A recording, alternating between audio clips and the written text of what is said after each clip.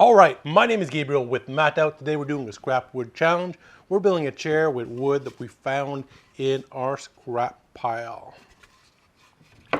See you on your side.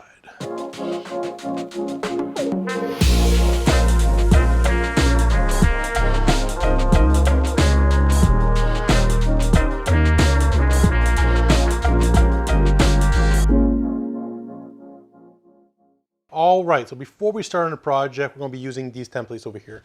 We built this in our last episode, so if you want to check them out to build your own set, then go ahead.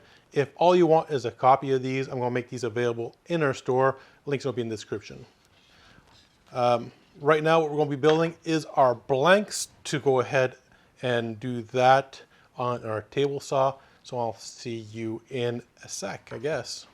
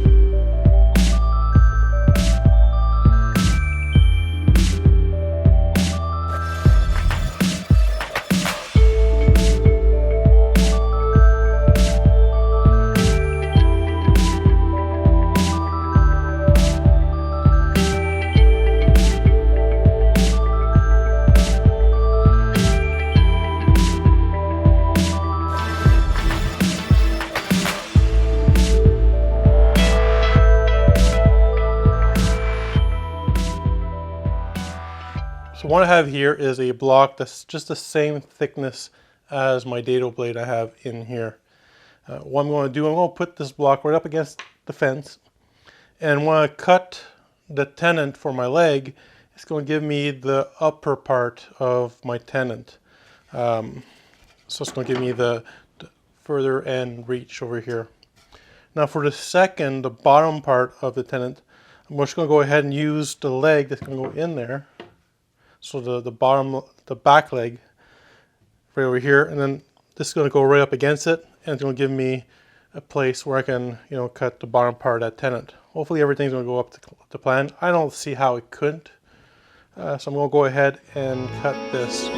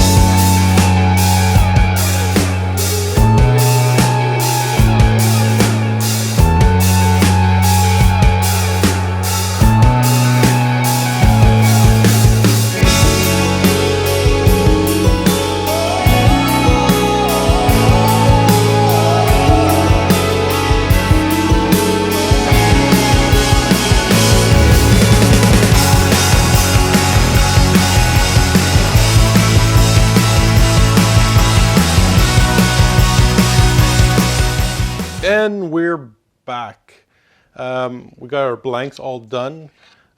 So what we're going to do is we're going to mark these templates on here. What I like to use are these markers over here by Milwaukee. They call them Inkzol. They're just ultra fine markers that really give you a good contrast on this light wood over here. So I like using them a lot. They do tend to stain the wood a little bit, so the sanding it off is going to be a little bit harder than just using a pencil. But with template work like this, it's going to be the edges, and I'm probably going to round everything over anyways. So it's going to take that all out. So yeah, we're going to go ahead and mark them, cut them, and hopefully get them routed up. And I'll see you on the other side. Stay sharp.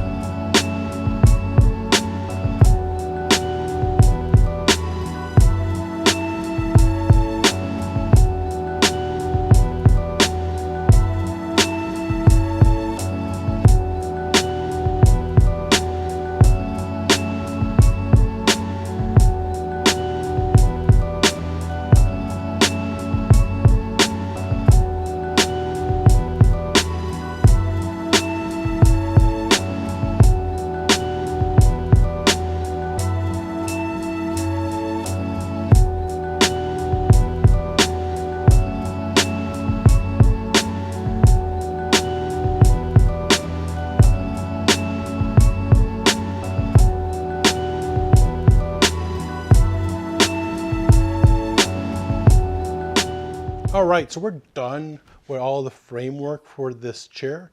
What we have to do is all the middle bits. So what I have over here is the blank for the top rail and the bottom rail. Now we cut these at 22 inches, which is 3 inches wider than our actual template that we're going to be using.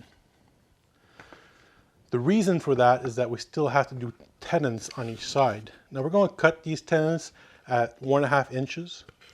Knowing fully well that the mortises that we have onto our backrest over here are 1.25 inch deep, or right around there.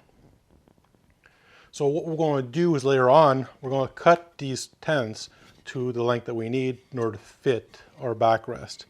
But right now it's easier to do them at 1.5 inches. So we're going to go ahead and do these tenons, and we'll see you on the other side. So stay sharp.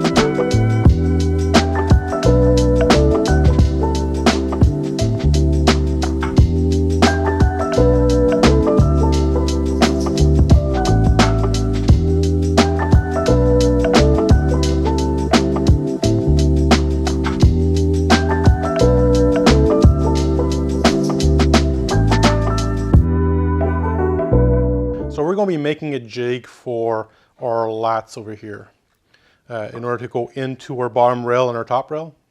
So it's going to fit nice and snug. So what I got over here is the layout. And originally what I was planning on doing is using a jig that I use for other, lats that I have for benches.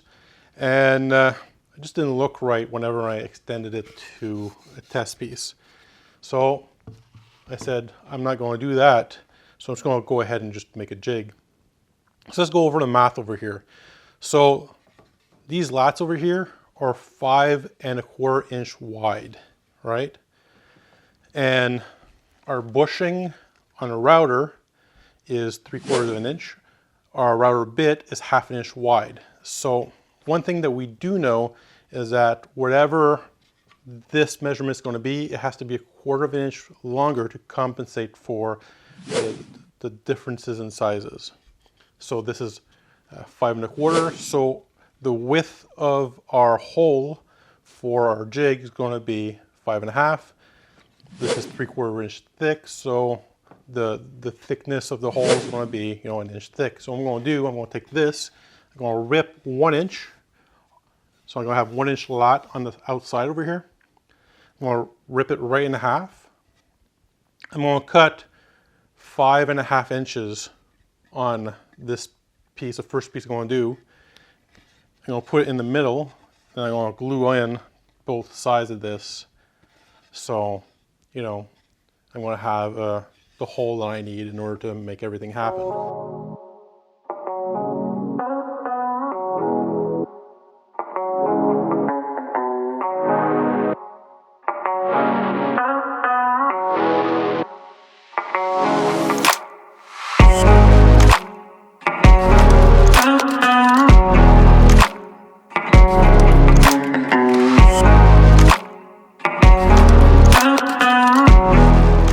So this is the lats layout. All I did over here was just use these biscuits over here, which is about 1/8 inch wide. And I just spaced them out evenly to see how they're going to look and whatever. If I need to adjust them, I can do it right now. All I want to do is have a little bit of a lip over here, not much. And at the same time have a layout that looks okay for a chair. So I'm happy with this. So everything's a little bit wider than what it needs to be, so it's not cut to length yet. The way I'm going to do that, I'm just going to bring one side to the edge so it's nice and even. And I'm going to mark the other side, with a pencil. And then I'll go one lat at a time. And then I'm going to sand everything down. I might sand it after I put it to length and do a little bit of a round over on top. This one over here, I might do a round over at the bottom as well. And then we'll screw everything up together. So what I got here, I just put one screw in the top cleat over here. And the idea is to get the screws to line up really nice and straight. The way that I do that, I just put, this is just painter's tape. And I just go around over all the boards.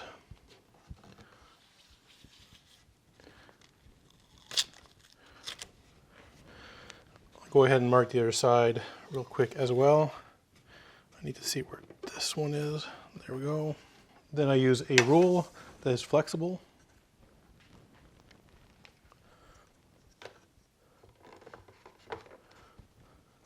I try to go right up in the middle of this one. Try to go right in the middle of this one. I eyeball it. And again, just in the middle of this one. And then I'll push down. And with marker, go ahead and mark all these lines.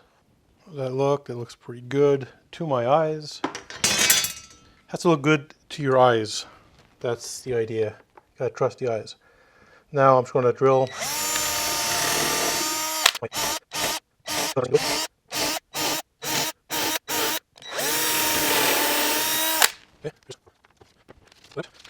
And I can go ahead and screw this board in.